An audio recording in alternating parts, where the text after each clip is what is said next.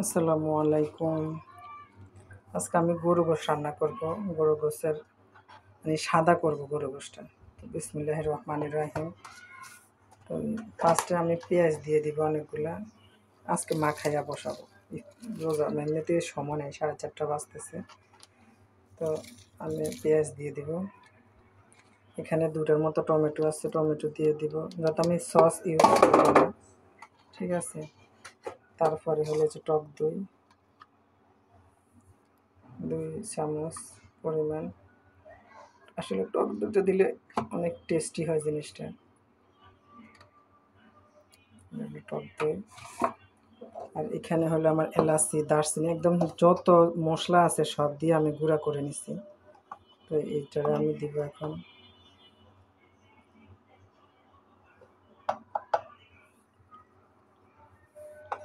তারপরে আমি দিয়ে দিচ্ছি অনেক আদা রসুনের পেস্ট।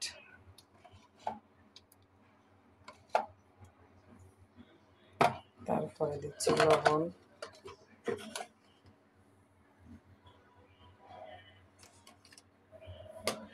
তারপরে হলো সরিষার তেল দিয়ে রান্না করবো আজকে। সরিষার তেল দিব।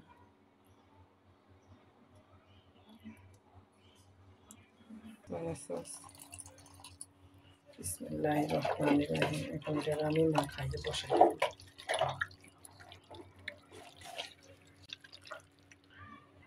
এই যে সুন্দর, মাশাআল্লাহ। সবাই মাশাআল্লাহ বলেন, মাশাআল্লাহ বললে মজা লাগে না। এখানে প্রায় 1.5 কেজির কাছাকাছি গরু গোশ আছে। দেখ, এখন চুলাটা জ্বালাই দিই। মাশাআল্লাহ, গোশটা একদম কষানো হয়েছে, একদম ক্রিমি ক্রিমি টাইপ হয়েছে। এখন আমি আলু দিয়ে দিব।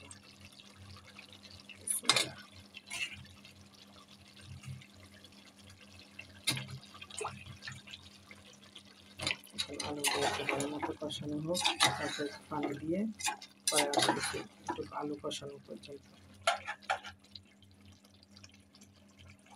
এই যে আমার তেল উঠে গেছে মোটামুটি, আলহামদুলিল্লাহ।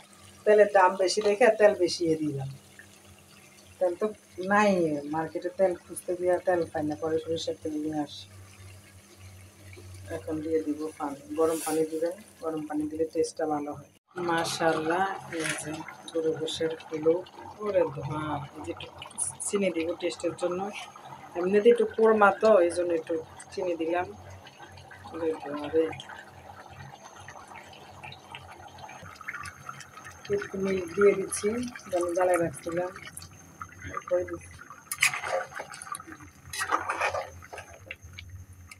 এখানে আমি বেরেস্তা করে রাখলাম, এই যে একটু বেরেস্তা দিয়ে দিব। একটু বেরেস্তা দিয়ে দিব। বেরেস্তা দিলে যে কোনো জিনিস একটু ভালো লাগে। বেরেস্তা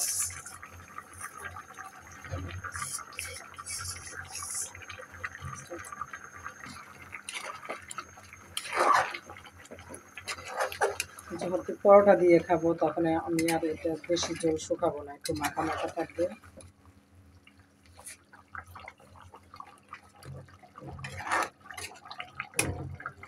আলহামদুলিল্লাহ, ফাইনালি আমার গরু গোশ হয়ে গেছে, একদম গলে গেছে। আলহামদুলিল্লাহ, চুলা বন্ধ করে দিলাম।